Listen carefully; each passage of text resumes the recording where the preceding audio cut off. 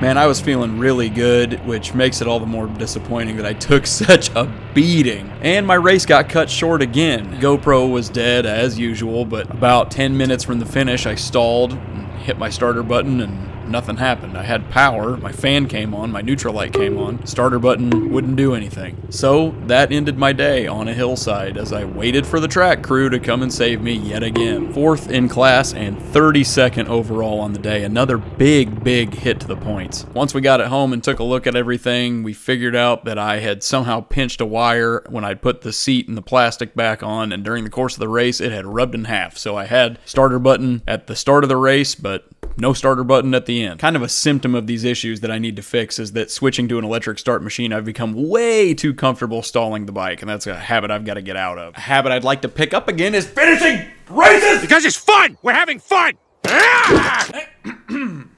Please subscribe to my YouTube channel. The march to 500 continues, and for that I am grateful, so thank you. I love making videos, so if you love watching them, or even like it, or maybe even tolerate it, or just kind of passively, look the other way and don't complain about them, hit subscribe. Thank you for watching. Maybe next time I'll finish the race. Maybe not. Find out right here on the next episode of Daddy!